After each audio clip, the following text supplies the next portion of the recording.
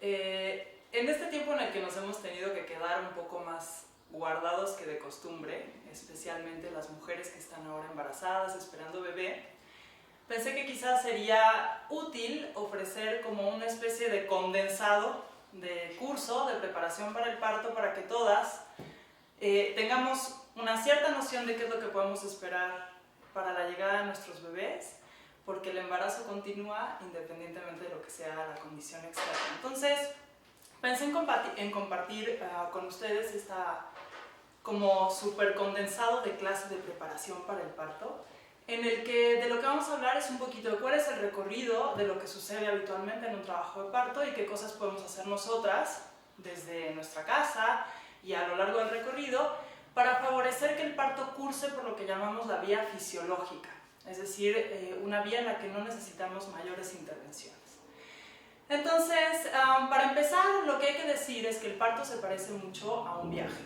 Es como un viaje que realizamos, como estos trayectos largos que hacemos en carretera, donde vamos pasando por diferentes parajes y en cada uno de ellos observamos paisajes distintos. Entonces, no hay algo así como una suerte de frontera que separe el paraje 1 del 2, ¿no? Sin embargo, sí podemos, cuando hacemos un recorrido largo en un camino, darnos cuenta de que estamos en un espacio diferente al espacio por el que transitábamos anteriormente. Entonces, de pronto estábamos en un lugar que estaba lleno de lagos y vacas, y al rato nos encontramos en un monte donde hay pinos, ha cambiado la vegetación, la temperatura, los animales que están en el lugar, y no hubo una frontera que los separó. Sin embargo, sabemos que estamos en un lugar diferente. Y con el parto pasa un poco lo mismo. Nosotros dividimos al parto en fases y etapas para tratar de entenderlo, pero esto no quiere decir que haya como tal cual una frontera que separa una fase de la otra. Entonces, este viaje que vamos a hacer a través del parto es un viaje que hacemos en un vehículo fantástico, que es el vehículo de nuestro cuerpo. Y yo creo que de lo que más conviene para prepararse para el parto es primero entender cuáles son las características de este vehículo.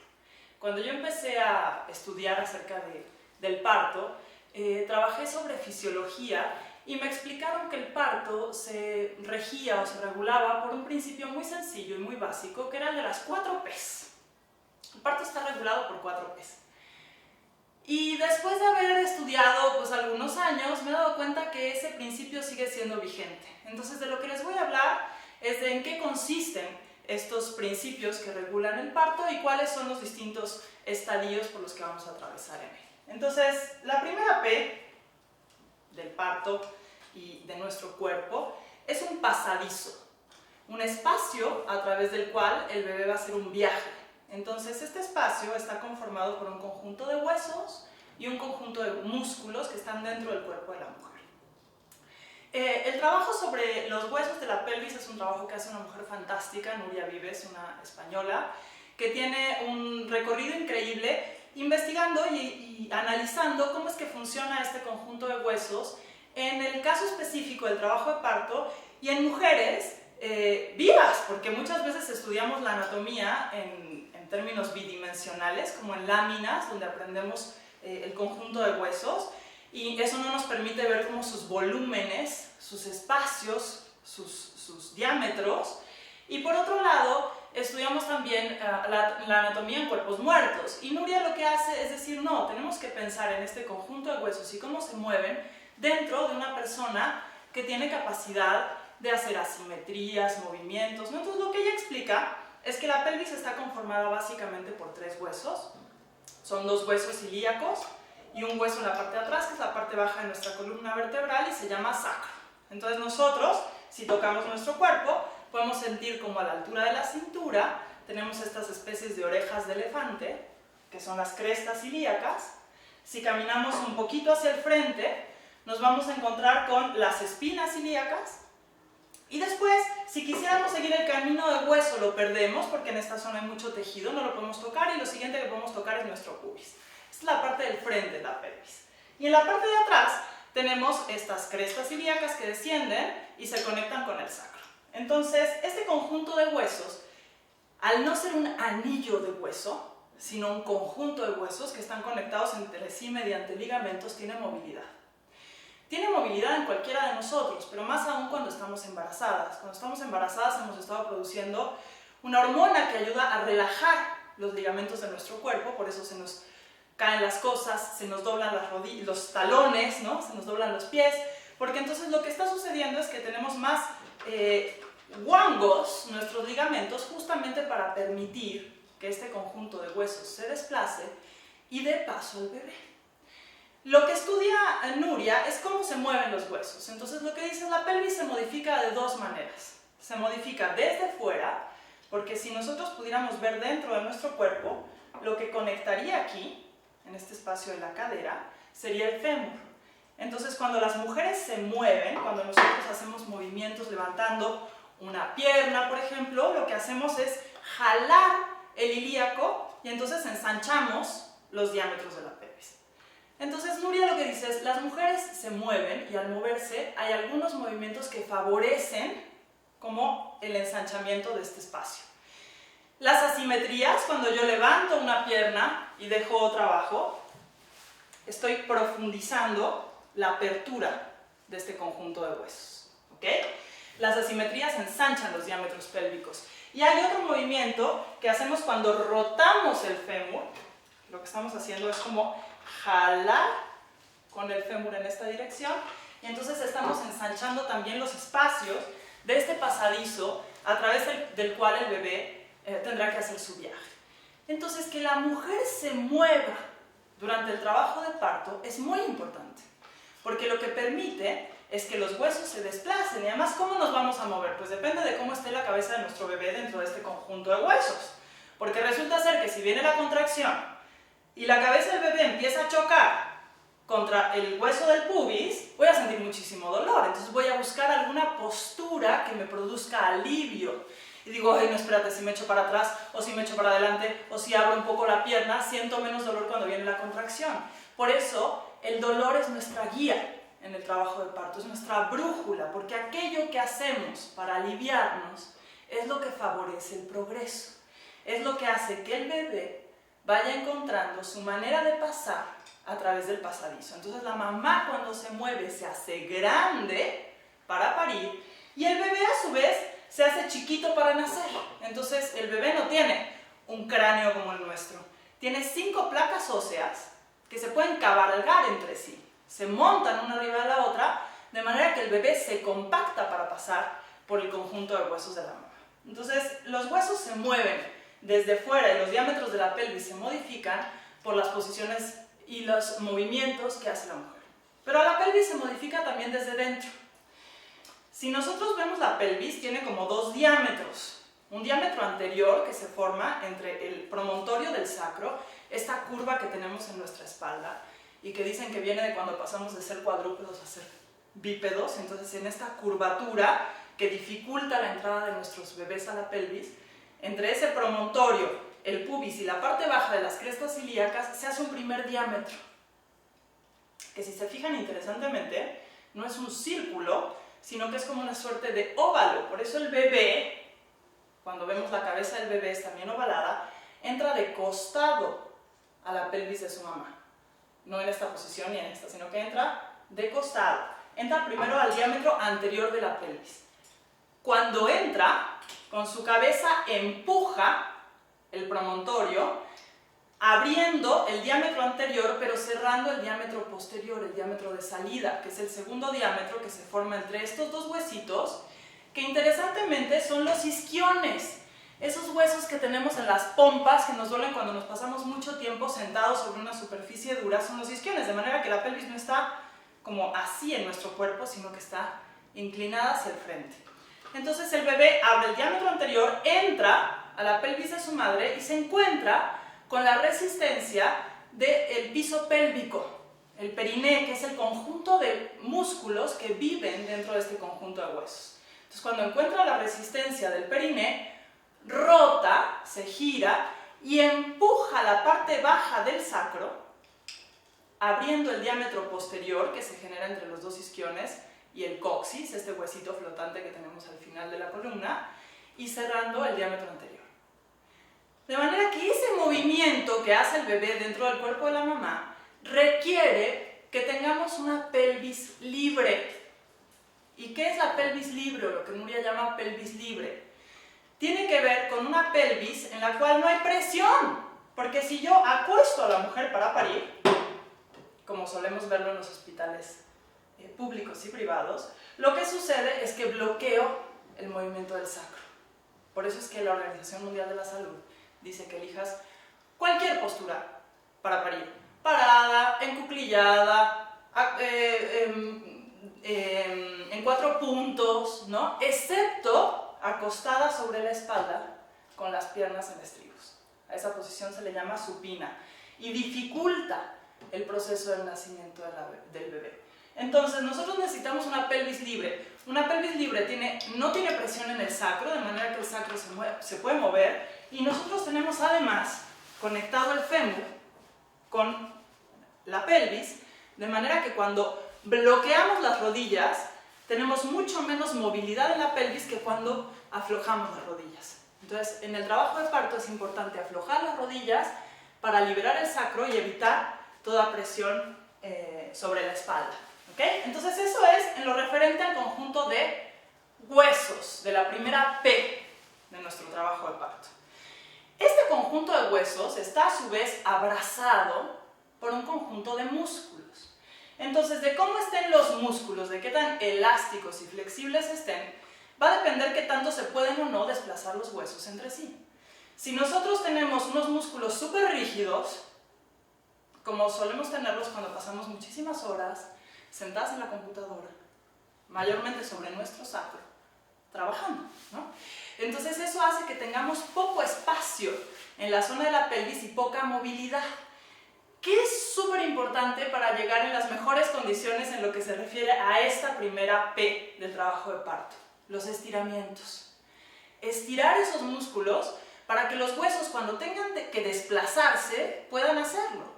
Entonces, todos los ejercicios de estiramiento son súper importantes en las últimas semanas de embarazo. Desde sentarse en el piso, abrir piernas, ¿no? Incluso donde estoy yo ahora en la pelota, que hacemos como estos círculos, asimetrías, movimientos. Si nos vamos al suelo, por ejemplo, es muy fácil ver que si separamos piernas, bajamos hacia el frente, estamos estirando la parte interna de las piernas. Cuando vamos a un lado y nos estiramos por un costado, estamos jalando el psoas, que es otro de los músculos que están conectados. Son conjuntos de músculos. Nosotros estudiamos los músculos como si fueran algo separado, como si fueran pedazos independientes para poder entenderlos, pero nuestros músculos son una especie de traje de buzo que tenemos puesto, entonces están conectados unos con los otros. Entonces, cuando pensamos en estirar, piensen en todos los músculos que rodean la pelvis. Si juntamos las piernas, bajamos hacia el frente, vamos a sentir como este jalón en esta zona. Cuando incluso nos acostamos y nos estiramos como en esta posición de yoga, ¿no? Son posiciones de estiramientos que lo que hacen es ensanchar el espacio y darle mucho más flexibilidad a los músculos que van a abrazar estos huesos para que entonces puedan desplazarse. Ok, entonces tenemos la primera P, que es nuestro pasadizo, y el periné es el músculo que vive dentro de este conjunto de huesos, y el periné es un músculo que conocemos muy poquito y que es muy importante para las mujeres, nuestro periné.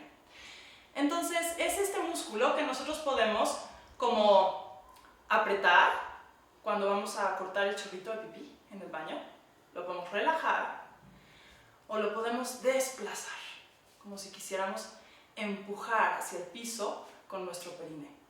Ese músculo, que es el músculo que va a participar en el trabajo de parto como la puerta de salida de nuestro bebé, no se tiene que tonificar, no tiene que estar fuerte para el parto, sino que lo que tiene que estar es relajado y tenemos que tener conciencia de su existencia, porque muchas veces ni siquiera sabemos que el periné existe, ni dónde está, ni cómo se relaja y cómo se contrae.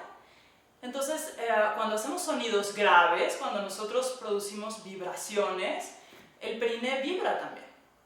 Por eso las vocalizaciones en el trabajo de parto son importantes. Los movimientos vibratorios son movimientos de relajación. Entonces, cuando una mujer hace ¿no? y abre, lo que está ocurriendo es que hay una vibración en el piso pélvico. Y con esa vibración se produce una relajación que permite que ese bebé pueda terminar de nacer. ¿Qué otra cosa ayuda a relajar los músculos? El calor. Por eso es tan importante el calor en el trabajo de parto. El agua caliente, meterse a la regadera, a la ducha, si podemos, a que nos caiga el agua un buen rato, ¿no? Para entonces relajar los conjuntos musculares que están rodeando ese conjunto de huesos y permitir que el bebé pase a través del pasadizo. Esa es nuestra primera P. La segunda P es un pasajero, que es este ser que va a hacer el viaje desde el cuerpo de su mamá hasta nacer al mundo. ¿Qué sabemos en relación a este pasajero? Porque como vimos, con la primera de las P's no es algo dado, sino que hay cosas que las mujeres pueden hacer para favorecer que el pasadizo esté en las mejores condiciones. ¿Y qué hay del pasajero? Pues resulta ser que sabemos hoy que este pasajero va a tener un viaje más fácil o más dificultoso dependiendo de cómo está colocado dentro del cuerpo de su madre. Entonces sabemos que hay posiciones que son más complejas para el parto y hay algunas posiciones que favorecen el trabajo de parto. Es decir, si el bebé se acuesta en la panza de la mamá, no hay manera de que nazca, porque por más que el útero lo empuje, ¿qué es lo que sucede cuando el útero empuja al bebé? Pues generalmente lo que sucede es que la cabeza del bebé apoya sobre el cuello del útero, que no es otra cosa que la puerta de salida del útero, ¿ok? Es parte del tejido de este músculo que es el útero. Entonces cuando el útero empuja al bebé, lo que vamos a notar, la parte más fuerte del útero está arriba, por eso empuja por las nalgas al bebé, el bebé apoya sobre el cérvix y el cérvix empieza a modificarse. Nuestro cérvix, si lo tocáramos en este momento, si no estamos en trabajo de parto, tendría una consistencia parecida a la de nuestra nariz. Es como un tejido de cartílago. Es duro, es un tejido largo, tiene unos 3 centímetros de largo, es decir, es grueso y no está alineado con nuestra vagina, sino que está posterior, mirando hacia atrás. Y durante el trabajo de parto, incluso en las semanas previas a que el trabajo de parto empiece, y por eso es tan importante que el parto inicie por sí mismo y no inducirlo. Estamos viendo un montón de inducciones completamente injustificadas en estos momentos. Y en las últimas semanas de embarazo, este bebé cuando se encaja, un bebé se encaja cuando entra en el espacio pélvico y entonces apoya su cabeza sobre el cérvix. Y al apoyar la cabeza sobre el cérvix empieza a modificarlo. Entonces eso que era duro se empieza a volver blandito, como mi boca se empieza a acortar. Y se empieza incluso a dilatar, a abrir un poco. La dilatación es lo que se mide en esta zona, en el cuello del útero. Por esa razón no podemos nosotros ni verla ni tocarla, porque no nos alcanzamos hasta allá, ¿ok? Pero la dilatación es el espacio que se abre en este cérvix. Entonces en las últimas semanas el bebé empieza a apoyar en caso de que esté de cabeza. Pero si el bebé se coloca en otra posición, si se pone acostado, como en una hamaca, no hay manera de que dilate el cérvix de la mamá cuando el útero empieza a contraerse. Cuando se ponen de nalgas podría llegar a ser que con las nalgas hagan las veces de la cabeza y entonces dilaten el cuello uterino. Hay pocos médicos que actualmente atienden este tipo de nacimientos. Entonces no nos conviene y son mucho más dificultosos. No nos conviene que el bebé se ponga de nalgas. Si el bebé está de nalgas, tratamos de invitarle a que cambie de idea y se dé una vuelta dentro de la panza de la mamá. Entonces, ¿qué podemos hacer para favorecer que el bebé que está sentado se gire, se rote? Pues es muy sencillo, lo que hacemos son inversiones. Entonces cuando nosotros levantamos la cadera o nos ponemos boca arriba o boca abajo con la panza bien, digamos, si yo estuviera con un cerro de almohadas aquí y levanto la cadera, lo que va a ocurrir es que este bebé se va a empezar a sentir como incómodo y va a buscar en dónde tiene un poco más de espacio y es más probable que rote. Entonces todas las estrategias que tienen que ver con favorecer el cambio de posición de los bebés son estrategias de inversión, más y menos radicales. Hay una página que también pueden visitar por ahí que se llama Spinning Babies y que tiene toda una técnica acerca de cómo hacer que se gire a un bebé que se le ocurrió sentarse en la panza de la mamá, que viene desorientado. Pero aunque el bebé esté de cabeza, en el mejor de los escenarios, resulta ser que no es lo mismo que entre en distintas posiciones dentro de la pelvis. Cuando un bebé entra en lo que se llama posición posterior, es decir, mirando hacia el frente de su mamá, tenemos partos mucho más dificultosos que cuando el bebé no entra en posición posterior. ¿Por qué? ¿Por qué se llama posterior si el bebé está mirando hacia el frente? Pues porque con lo que se mide la posición es con la parte occipital de su cabecita. Entonces, si nosotros tomamos nuestras manos y las ponemos como un rombo en la parte occipital de nuestra cabeza y presionamos, vamos a sentir cómo nuestras manos deslizan con facilidad. Con esa parte es con la que la cabeza del bebé debería estar apoyándose en el cérvix para favorecer el progreso de la dilatación. Si nosotros hacemos lo mismo y colocamos las manos en la parte media de nuestra cabeza, no tenemos el mismo efecto. Y ni hablar si el bebé viene mirando al frente. Hay bebés que quieren nacer con la cara al frente y esos partos son mucho más dificultosos para sus madres y para los bebés también. Entonces, ¿qué tenemos que hacer? Tratar primero que nada de que el bebé no se coloque en posición posterior. ¿Qué hago para evitar que el bebé se vaya a una posición posterior? Hay un principio muy básico, que es tratar de evitar que el bebé acomode la curva de esta espalda que va a tener porque está ovillado dentro del cuerpo de su mamá con la espalda de su mamá. Entonces, si yo estoy viendo la televisión en esta posición, sentada sobre mi sacro y encorvada, es más probable que el bebé se acune sobre la espalda de la mamá. Entonces, lo que procuro son las posiciones echadas hacia el frente, con la panza colgando, sentada sobre isquiones y nunca sobre sacro.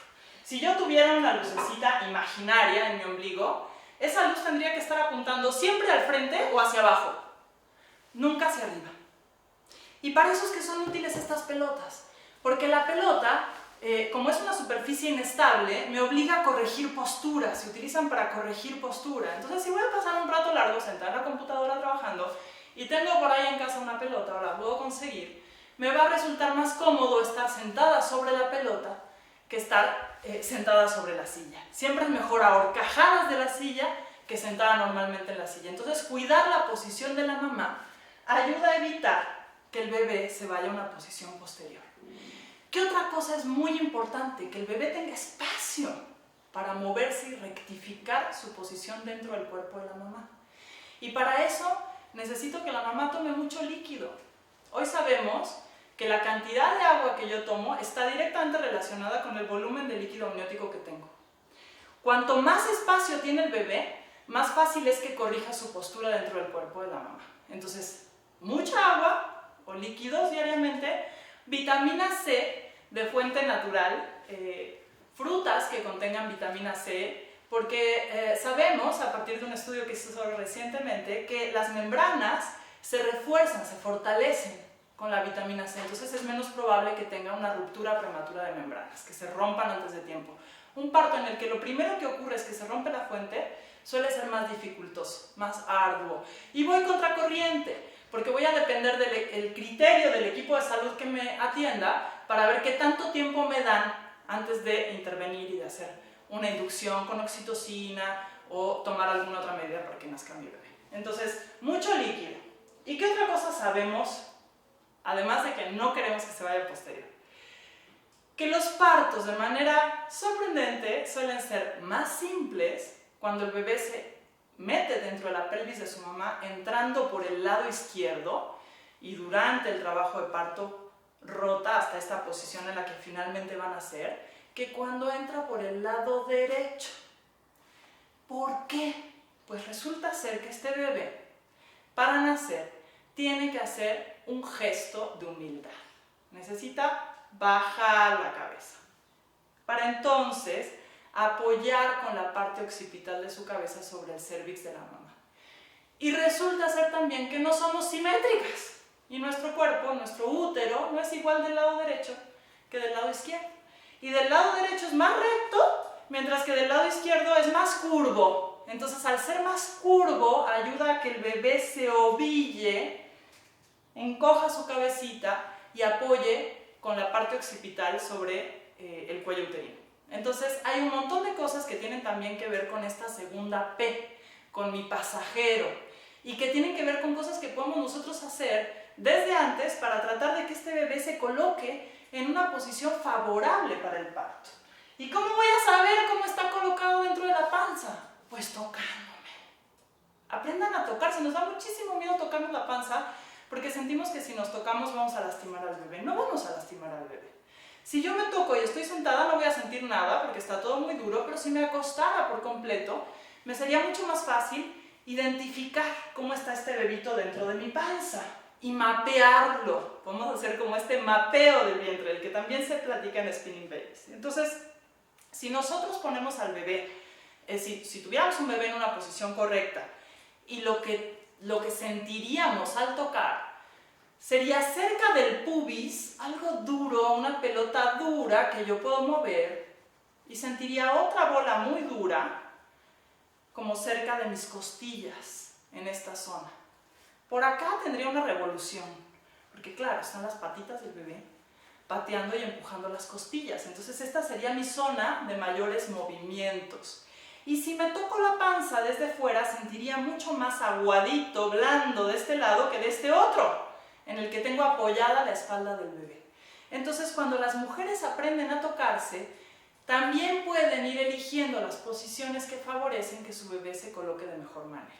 Nos dormimos por eso del lado izquierdo para que el bebé acomode su peso sobre el lado izquierdo de la mamá, idealmente trepando una pierna arriba de un cerro de almohadas con la otra estirada, entonces estamos haciendo una asimetría y ponemos debajo de nuestra pancita una cuña, una pequeña almohada, una toalla enrollada, algo que levante la panza de manera que no caiga sobre la cama, sino que el bebé esté en este espacio en el que quiero que habite, que es el espacio de mi pelvis. ¿Okay? Entonces tenemos también muchas cosas que hacer en relación a la segunda P, a nuestro pasajero que hará el viaje a través de este conjunto de huesos. La tercera P son los poderes que lo van a empujar desde el cuerpo de su madre hasta el mundo. Entonces, ¿qué es lo que empuja al bebé? ¿Qué es lo que hace que nazca? Es nuestro músculo del útero. El útero es un músculo muy grande. Antes de que nos embaracemos tiene el tamaño de nuestro puño, pero después adquiere las dimensiones de una sandía. Es un músculo muy grande, adentro del cual está este bebé, que tiene fibras verticales y horizontales y que en determinado momento empieza a contraerse. El útero no se había contraído antes, pero se contrae porque nuestro cuerpo empieza a segregar una hormona que se llama oxitocina. Hay grandes investigaciones en relación a cómo es la mecánica de producción de oxitocina. Tenemos diferentes eminencias a nivel mundial trabajando sobre este tema. Quizá la más famosa, la más reconocida es Kerstin Uvnäs-Moberg, esta investigadora del Instituto Karolinska que tiene un libro titulado Oxitocina. Y a lo que se dedica es a tratar de entender cómo es que funciona la mecánica de producción de esta hormona. Entonces sabemos hoy en día algunas cosas. Sabemos que la oxitocina está altamente relacionada con el entorno y que hay entornos que favorecen su producción y hay otros entornos que inhiben la producción de oxitocina. Si pensamos que la oxitocina es reina básicamente en dos escenarios, en el parto y en la sexualidad, podemos entender que el tipo de escenarios que elegimos para hacer el amor serían el mismo tipo de escenarios que tendríamos que elegir para parir. Y realmente un hospital dista mucho de ser un escenario en el cual uno quisiera tener intimidad.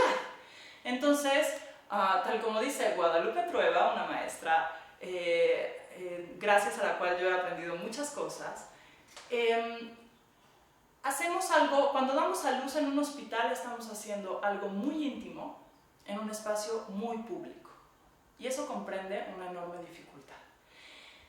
Michel Lalande, este médico francés, ginecólogo, que es fundador de la corriente de la salud primal, dice que la oxitocina es una hormona tímida y que se inhibe ante la estimulación de la neocorteza cerebral, básicamente ante dos estímulos, la luz y el lenguaje.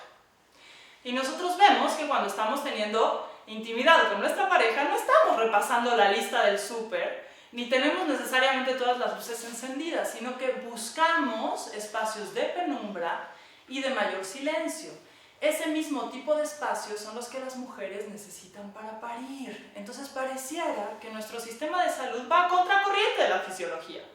Inmovilizan a las mujeres en cuanto llegan a los hospitales, a pesar de que está totalmente demostrado que el movimiento favorece el progreso del trabajo de parto. Las acuestan para parir cuando sabemos que la posición contraindicada por la Organización Mundial de la Salud es exclusivamente esa posición. Y además estimulamos la neocorteza cerebral haciéndole la historia clínica desde lo que le ocurrió a la tatarabuela, donde entonces ponemos a la mujer a trabajar en la parte del cerebro que necesita apagar cuando está en trabajo de parto.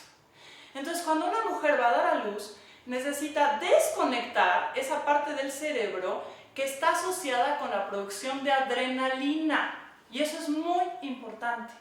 Adrenalina y oxitocina son hormonas antagónicas. A mayor adrenalina, menor oxitocina. ¿Qué va a pasar entonces con nuestros partos ahora? Estamos en un escenario absolutamente regulado por la adrenalina. Entonces las mujeres que están embarazadas en este momento tienen que buscar estrategias para desconectarse de esta toxicidad constante, de un entorno que me está llenando de miedo, porque voy a tener que hacer algo que es el parto y que está absolutamente regido por la hormona antagónica de la adrenalina. Entonces necesito bajarle a la adrenalina para producir oxitocina. Esto es muy, muy, muy importante. Entonces, la oxitocina es la hormona que hace que el útero se contraiga. ¿Qué necesito para que una mujer tenga una buena dosis de oxitocina? Sabemos que hay algunas cosas que la favorecen. Bueno, por supuesto el entorno, un entorno en el que se sienta segura, cuidada, protegida, pero también la piel. La piel es nuestro órgano más importante para la producción de oxitocina. Entonces nuestro cuerpo está lleno de estas fibras C, que son fibras que no tienen conexión con nuestro sistema nervioso central, pero sí con la producción de adrenalina y de oxitocina. Y esto es muy interesante. Kerstin Ugnas hace algunas investigaciones, ella es de estas científicas que trabajan con ratas en laboratorios. Entonces ella, por ejemplo, pone a una rata completamente dormida y le pone una pinza en una pata y detecta qué es lo que sucede en el cerebro de la rata. Pues aunque la rata no tiene conciencia de dolor porque está anestesiada, sí tiene en su cerebro, se registra la secreción de cortisol, que es esta hormona que es de la familia de las adrenalinas. Entonces cuando nosotros estimulamos la piel, podemos producir adrenalina u oxitocina. El agua caliente, las caricias, los masajes producen oxitocina. Una mujer cuyo parto acaba de iniciar es como una llamita que se acaba de encender. Entonces, ¿qué necesita esa llamita para crecer? Si yo le soplo, se apaga. Lo que necesitamos es avivar esa llama de la producción de oxitocina.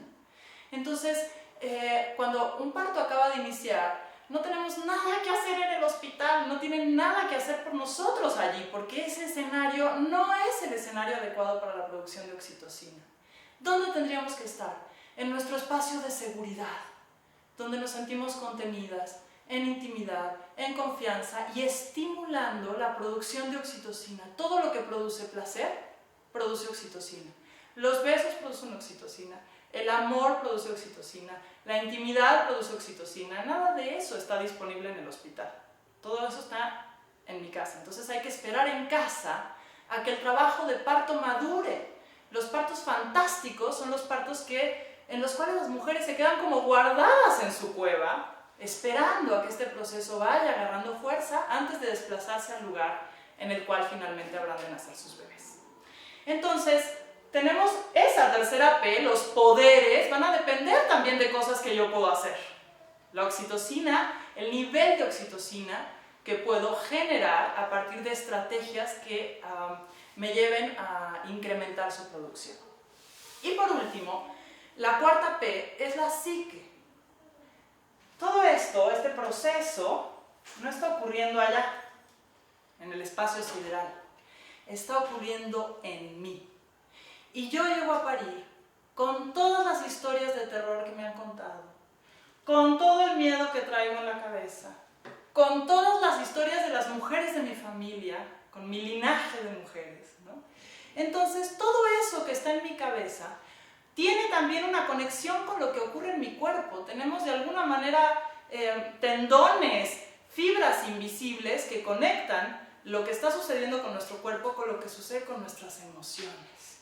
Entonces, necesitamos hablar de lo que nos preocupa, de lo que nos da miedo, de lo que nos agobia. Es un momento como de exorcizar todos esos miedos, sacarlos, darles un lugar en la palabra. Porque si no les damos un lugar en la palabra, encuentran un lugar en el cuerpo. Quedan flotando y de pronto llegamos al hospital y las contracciones se detuvieron. ¿Por qué? Porque le tengo terror a los hospitales. Porque estoy en pánico, ¿no? Entonces necesitamos saber que también eso que nos acompaña al parto no es solamente un proceso mecánico, sino que todas nuestras emociones y nuestras historias van a estar poniéndose en juego en el momento del nacimiento. Entonces hablen con quienes les van a acompañar acerca de lo que les está sucediendo, de lo que les inquieta, de lo que les preocupa, porque con el miedo nos suele pasar como cuando éramos chiquitos y que teníamos el monstruo debajo de la cama, ¿no? Y uno no se asomaba porque le daba terror ver el monstruo. Y normalmente pensamos que si barremos el miedo debajo de la alfombra y no lo vemos, entonces va a desaparecer, y no desaparece. Crece en la oscuridad y nos acecha desde las sombras. Entonces necesitamos al revés, voltearnos de frente al miedo, mirarlo, y en general lo que sucede es que se hace mucho más pequeño, se contextualiza. Entonces es importante considerar esos 4 elementos cuando vamos a hacer un parto. Y saber que es un viaje en el que voy a pasar por distintas etapas. Entonces la fase inicial del trabajo de parto, cuando empiezan las contracciones, y yo tengo estas contracciones que todavía son cortitas, duran 20, 30 segundos, todavía no representan realmente un desafío en términos del manejo del dolor, me pueden doler, pero no estoy lidiando con el dolor. ¿Con qué estoy lidiando? Con mi estado emocional y con el nervio. De, wow, llevo tanto tiempo esperando, estará todo bien, necesitará algo mi bebé, ¿no? Es más un estado emocional que el dolor físico. Entonces esa primera fase del trabajo de parto es el reino de la oxitocina. Y lo que yo tengo que hacer en esa primera parte es esperar a que el trabajo de parto madure, con estrategias que incrementen la producción de oxitocina. Besos, caricias, masajes, agua caliente, un helado, todo aquello, música, todo aquello que me ayuda a que eso que era una llamita crezca y se convierta en una hoguera. Esa es la fase inicial del trabajo de parto. Yo no estoy en la fase activa de trabajo de parto hasta que no tengo este patrón de lo que se llama 3 contracciones en 10 minutos. Si yo tomo 10 minutos de reloj, entraron 3 contracciones y cada una duró 1 minuto. Entonces tengo más o menos 1 minuto de contracción, 2 de descanso, 1 de contracción, 2 de descanso. Es un ritmo ya mucho más intenso y estas contracciones sí representan un reto en términos de manejo del dolor. Entonces, ¿ahí qué me sirve? Pues emplear todas las estrategias para manejo de dolor. Entonces sabemos que desde el movimiento, y tenemos distintas mecánicas para manejar el dolor. Ahí es el reino del pasadizo, donde entonces todos los movimientos de la mujer, las posiciones que adopta, le van a ayudar a manejar las sensaciones de su cuerpo. Por eso nuestro dolor es la brújula. Cuando una mujer en trabajo de parto dice, ¡ay, me duele! Y tú dices, sí, pero ¿cómo? ¡Horrible! Sí, pero ¿en qué parte específica? ¿De qué manera? Porque cuando nos da miedo, nosotros, si le tenemos miedo al dolor, que es lo que habitualmente nos sucede en esta sociedad, lo que hacemos es salir corriendo, como si un tigre nos estuviera persiguiendo. Entonces, claro, te preguntan, ¿y cómo es el tigre? Y tú dices, yo qué sé, yo estoy corriendo por mi vida. Lo que necesitamos hacer es exactamente lo contrario, mirar de frente el dolor de la contracción. Porque cuando nosotros lo miramos de frente, podemos observar qué es lo que ese dolor me está diciendo. Y el dolor en el trabajo de parto no es una señal de peligro, es una señal de progreso. Hace rato no me dolía y ahora me está doliendo un chorro, ¡qué bueno! Quiere decir que vamos avanzando. No, pero es que siento horrible, siento que se me rompe la espalda, ¡qué bien! Porque quiere decir que ya se está desplazando el sacro para darle paso al bebé. ¡Ay, es que me arde horrible abajo, siento en la vagina, qué bueno! Quiere decir que ya está a punto de nacer. Es decir, esas sensaciones que vamos sintiendo las podemos interpretar como nuestra señal de progreso.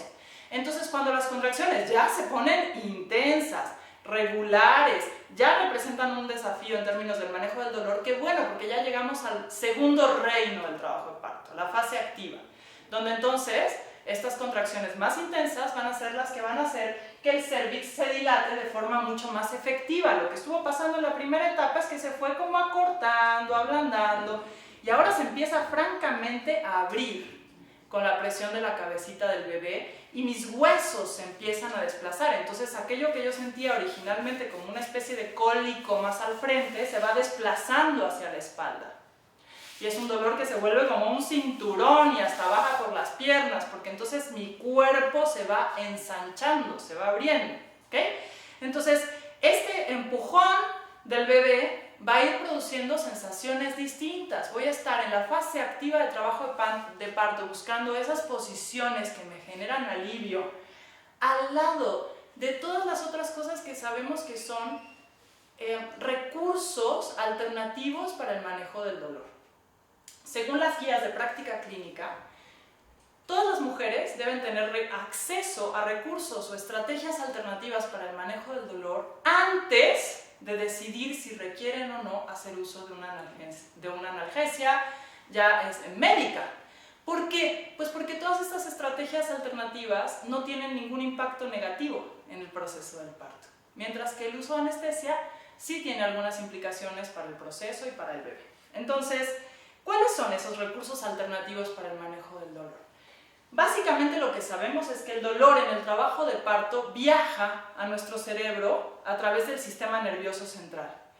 ¿Qué hacemos para interferir con la percepción del dolor? Estimular el sistema nervioso periférico. Entonces hacemos viajar señales por medio del sistema nervioso periférico que interfieran en la percepción del dolor. ¿Cómo cuáles? Pues toda la estimulación de los sentidos. Lo que yo huelo, lo que yo saboreo, estimula quimiorreceptores. Cuando me muevo, estimulo mecanorreceptores. En mis cápsulas articulares hay mecanorreceptores que responden al dolor. Cuando me hacen un masaje, me tocan las caricias, estoy estimulando sistema nervioso periférico.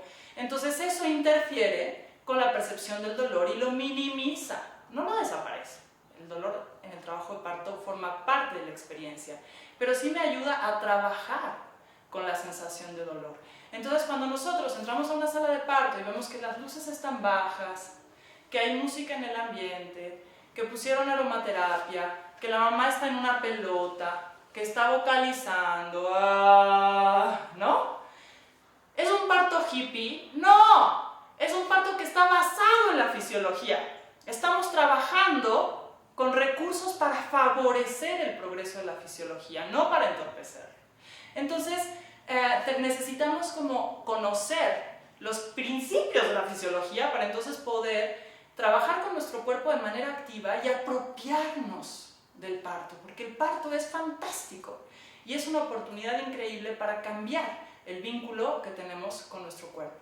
Entonces, en la fase activa es el reino del pasadizo. Estamos viendo cómo movernos, cuáles son las posiciones. Ya estuvimos en el reino de la oxitocina.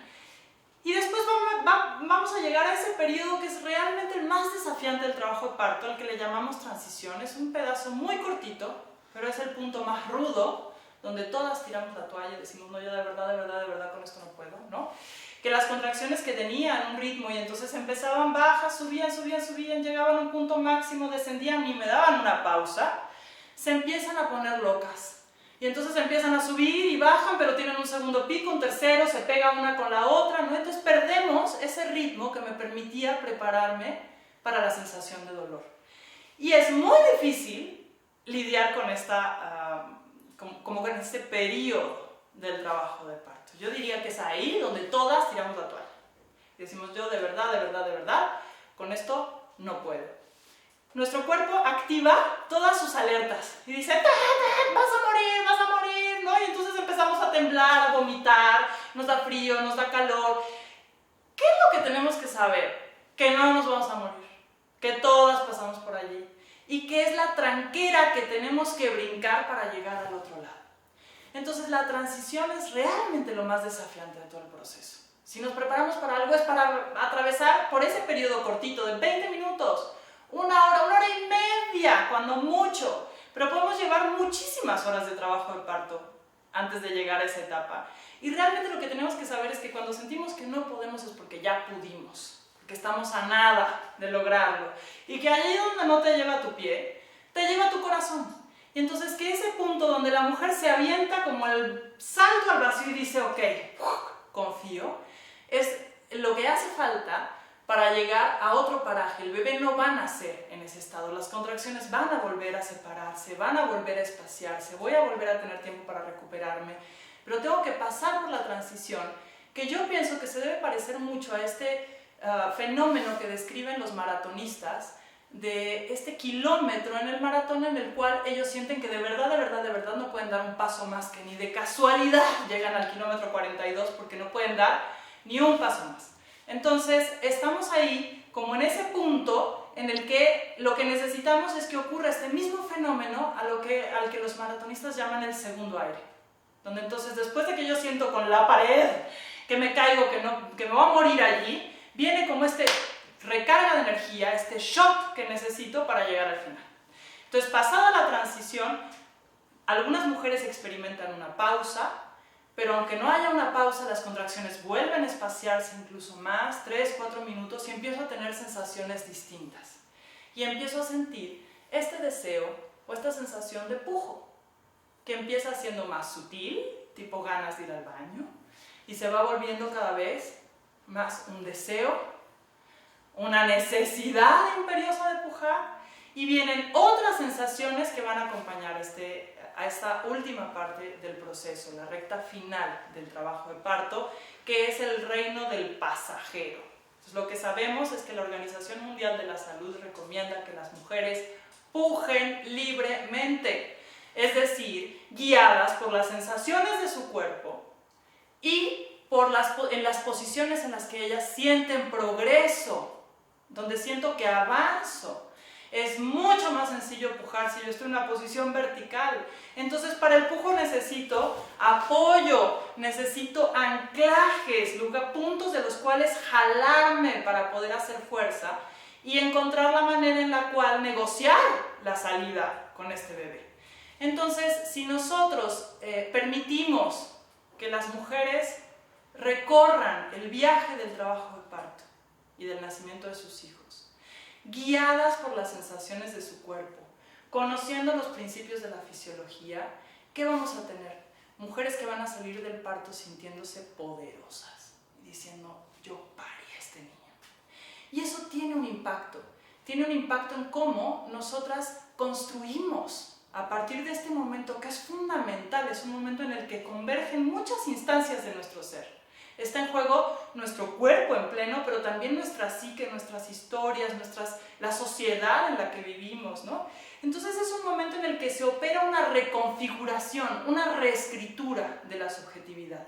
Y de cómo las mujeres transiten por este viaje va a depender cómo construyan esta lectura de cuál es esta subjetividad y cómo entablen el vínculo con su cuerpo, con su sexualidad, con su feminidad, con su maternidad, ¿no? Entonces, si nosotros tenemos a mujeres que salen del parto sintiéndose vejadas, vamos a tener una construcción subjetiva muy diferente que si tenemos mujeres que salgan del parto sintiéndose empoderadas y dueñas de su cuerpo. Entonces, el parto es una oportunidad extraordinaria para reconfigurar ese vínculo que tenemos con nuestro cuerpo, con nuestra feminidad, y salir de él habiendo aprovechado la oportunidad que nos da para sentirnos fuertes y poderosas. Siempre podemos optar por escapar del dolor y por refugiarnos en el miedo, pero no suele ser la mejor de las vías. Normalmente cuando tenemos miedo al parto, tiene mucho que ver con cómo acostumbramos a atender los partos en nuestras sociedades, y más que con lo que nuestro cuerpo produce, lo que nos da miedo es a todo lo que nos hacen para tratar de ayudarnos. Entonces las mujeres tenemos un cuerpo capaz de parir, fabulosamente equipado para hacerlo, y no necesitamos que nos vengan a parchar lo que no está roto. Entonces cuando el parto está ocurriendo de forma normal, natural y fisiológica, lo que hay que hacer es permitir que avance regulado por las sensaciones y por los deseos de cada mujer. de manera que salgamos de la experiencia sintiéndonos fuertes y poderosas y capaces. Y yo creo que con eso podemos dejar la sesión del día de hoy sobre el ABC, lo básico, como un condensado de lo que sucede en el trabajo.